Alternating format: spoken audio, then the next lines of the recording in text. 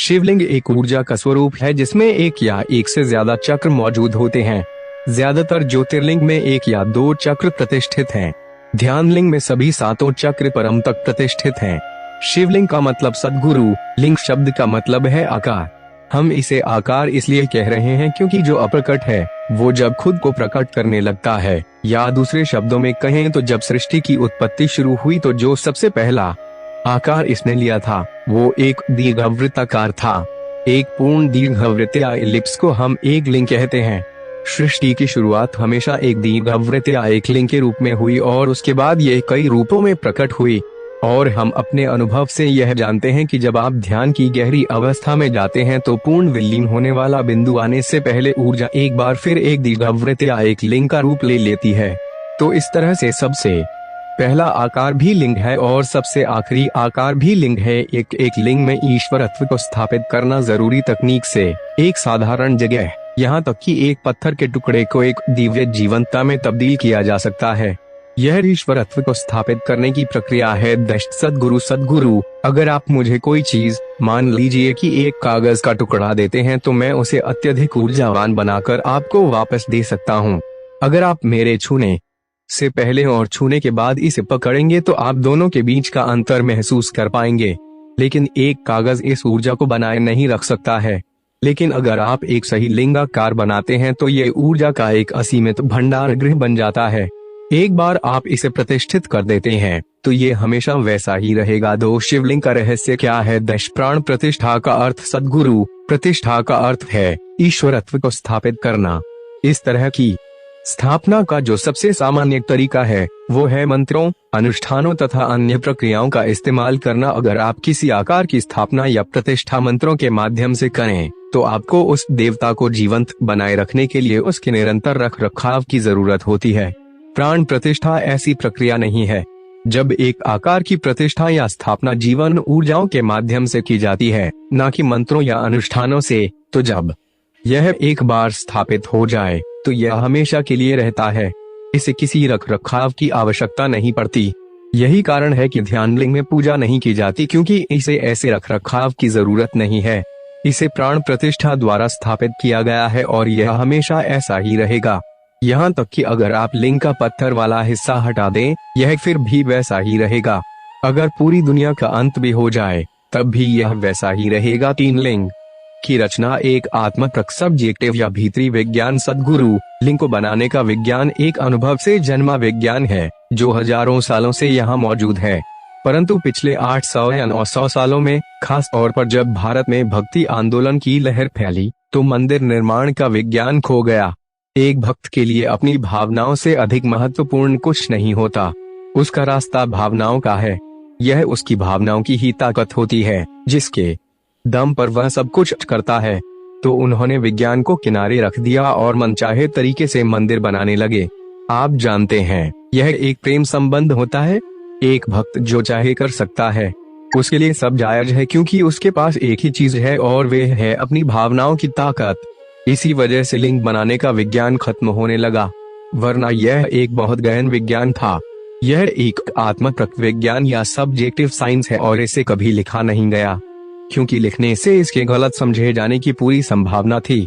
इस तरह से बिना किसी विज्ञान की जानकारी के अनेक लिंगों की स्थापना की गई। 4 शिवलिंग की उत्पत्ति कैसे हुई? 10 चक्रों को दर्शाते हैं लिंग सद्गुरु। चक्र ऊर्जा तंत्र में वे स्थान होते हैं जहां प्राण की नाड़ियां मिलती हैं और ऊर्जा का एक भंवर बनता है।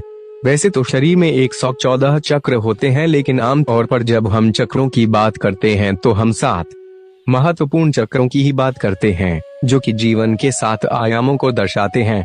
ये 7 महत्वपूर्ण ट्रैफिक जंक्शन की तरह हैं। इस समय भारत में अधिकतर लिंगों में केवल 1 या 2 चक्र ही स्थापित हैं। ईशायु केंद्र में मौजूद ध्यानलिंग की खासियत यह है कि इसमें 7 चक्रों को अपने चरम तक ऊर्जावान बनाकर स्थापित किया गया है। यह ऊर्जा की सबसे उच्चतम संभव अभिव्यक्ति है। ये इस तरह से है कि अगर आप ऊर्जा को लेते हैं और उसे उसकी तीव्रता की चरम सीमा तक ले जाते हैं तो केवल एक निश्चित सीमा तक ये एक आकार को धारण कर सकती है। उसके बाद ये आकार छोड़ देती है। जब ये अपना आकार छोड़ देती है तो लोग इसे अनुभव नहीं कर पाते। ऊर्जा को उस बिंदु तक धकेलना कि जिसके बाद वो आकार छोड़ दे और ठीक तभी उसे एक निश्चित रूप दे देना। इस तरह से ध्यान लिंग की स्थापना प्रतिष्ठा की गई है। 5 पंचभूतों की साधना। सद्गुरु योग की सबसे बुनियादी साधना है भूत शुद्धि। पंचभूत प्रकृति के 5 तत्व हैं। अगर आप खुद को देखें तो आपका शरीर 5 तत्वों का बना हुआ है। ये हैं पृथ्वी, जल, अग्नि, वायु व आकाश। ये आपस में एक खास तरीके से मिलकर भौतिक शरीर के रूप में प्रकट होते हैं। आध्यात्मिक प्रक्रिया भौतिक प्रकृति और इन 5 तत्वों से परे जाने की प्रक्रिया है। इन तत्वों की उन सभी चीजों पर बहुत ही मजबूत पकड़ है जिन्हें आप अनुभव करते हैं। इनसे परे जाने के लिए योग का एक बुनियादी अभ्यास है जिसे भूत शुद्धि कहते हैं। हर एक तत्व के लिए एक खास तरह का अभ्यास है जिसे आप कर सकते हैं और उस तत्व के मुक्त हो सकते हैं। दक्षिण भारत में 5 भव्य मंदिरों की रचना की गई थी। हर एक मंदिर में एक लिंग स्थापित किया गया था जो 5 तत्वों में से एक तत्व को दर्शाता है। अगर आप जल तत्व के लिए साधना करना चाहते हैं तो आप तिरुवनंतपुरम जाएं। आकाश तत्व के लिए आप चिदम्बरम जाएं। वायु तत्व के लिए कालाहस्ती, पृथ्वी तत्व के लिए कांचीपुरम और अग्नि तत्व की साधना करने के लिए आप थिरुवनामली जा सकते हैं। ये मंदिर पूजा के लिए नहीं, साधना के लिए बनाए गए थे। शिवलिंग कितने हैं? 10-12 शिवलिंग ज्योतिर्लिंग। सद्गुरु भारतीय संस्कृति इस धरती की उन गिनी चुनी संस्कृतियों में से एक है जिसमें हजारों वर्षों से लोगों ने केवल मानव जाति के परम कल्याण पर ही ध्यान दिया है। जिस पल आपने भारत में जन्म लिया, आपकी जिंदगी का मतलब आपका कारोबार नहीं था, आपकी पत्नी या आपका परिवार नहीं था। जिंदगी का हर पहलू आपकी मुक्ति के बारे में ही था। पूरा का पूरा समाज इसी तरह बना हुआ था। इस सिलसिले में हमारी संस्कृति में कई शक्तिशाली साधन बनाए गए हैं। ज्योतिर्लिंग इसी दिशा में एक बहुत शक्तिशाली साधन के रूप में स्थापित किए गए थे। इन आकृतियों की मौजूदगी में होने से एक शक्तिशाली अनुभूति होती है। ज्योतिर्लिंगों में जबरदस्त शक्ति होती है क्योंकि उन्हें एक खास तरीके से बनाया गया है। इन्हें बनाने में न केवल मानव क्षमताओं का बल्कि प्राकृतिक शक्तियों का भी उपयोग किया गया। पूरी दुनिया में सिर्फ 12 ज्योतिर्लिंग हैं। भूगोल और खगोल शास्त्र की नजर से वे महत्वपूर्ण स्थानों पर स्थित हैं।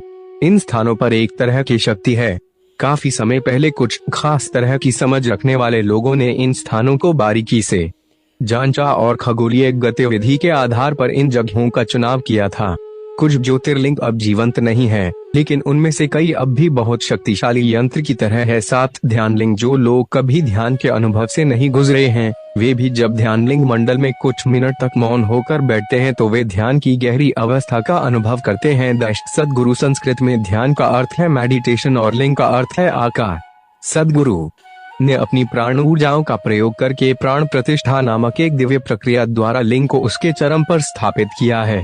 इस प्रक्रिया में सभी 7 चक्रों, शरीर में ऊर्जा के महत्वपूर्ण केंद्र को उनके चरम तक ऊर्जावान बनाकर स्थापित किया गया है, जिससे ध्यान लिंग ज्यादा विकसित प्राणी के ऊर्जा शरीर के जैसा बन गया है। इस ध्यान गर्भगृह में किसी भी तरह की पूजा या प्रार्थना करना जरूरी नहीं है और यहाँ सभी धर्मों को एक ही स्रोत से प्रकट हुए अलग अलग रूप माना जाता है। 8 महाकाल परम मुक्ति के दाता सद्गुरु शिव का शाब्दिक अर्थ है वो जो नहीं है या कुछ नहीं। इन 2 शब्दों कुछ और नहीं को अलग करने वाला हाइफन का चिन्ह जरूरी है। पूरा अस्तित्व एक विशाल शून्यता खालीपन की गोद में ही घटित हुआ है। परमाणु और पूरे ब्रह्मांड का 99% से ज्यादा हिस्सा खाली है। एक शब्द काल, समय और स्पेस दोनों के लिए इस्तेमाल किया जाता है और शिव का एक रूप काल भैरव भी है। काल भैरव अंधकार की एक दिव्य स्थिति है, लेकिन जब वो एकदम स्थिर हो जाते हैं तब महाकाल का रूप ले लेते हैं। महाकाल समय का परम स्वरूप है। उज्जैन का महाकाल मंदिर एक जबरदस्त प्राण प्रतिष्ठित स्थान है। यह शक्तिशाली अभिव्यक्ति यकीनन कमजोर दिल वालों के लिए नहीं है।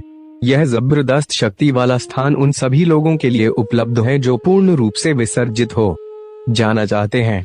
जैसा कि हमें मालूम है, परम विसर्जन का मतलब है समय का नाश हो जाना। विश्व के किसी भी हिस्से में आध्यात्मिक प्रक्रिया का मतलब हमेशा भौतिकता से परे जाना ही रहा है, क्योंकि भौतिक चीजें चक्रों के अधीन हैं। इसलिए काल भैरव को अज्ञानता का नाश करने वाले के रूप में देखा जाता है। वे जो जीवन और मृत्यु, होने और न होने के बाध्यकारी चक्र को तोड़ देते हैं। 9 संसार के अन्य स्थानों पर लिंग सद्गुरु ऐसा कोई आत्मज्ञानी नहीं है जिसने शिव के असीम आयाम या भौतिक प्रकृति से परे होने के बारे में बात न की हो। अंतर बस इतना है कि उन्होंने शायद अपने धर्म के संकेतों तथा भाषा का प्रयोग करके इसे अभिव्यक्त किया होगा। हालांकि पिछले 1500 सालों में दुनिया भर में धर्म का बहुत आक्रामक तरीके से प्रसार होने की वजह से अतीत की ज्यादातर महान संस्कृतियां जैसे प्राचीन मेसोपोटामिया की सभ्यता, मध्य एशियाई सभ्यताएं और उत्तरी अफ्रीकी सभ्यताएं गायब हो चुकी हैं। इसलिए ये अब बहुत ज्यादा दिखाई नहीं देती, लेकिन अगर आप इतिहास में गहराई से देखें तो ये हर जगह मौजूद थी।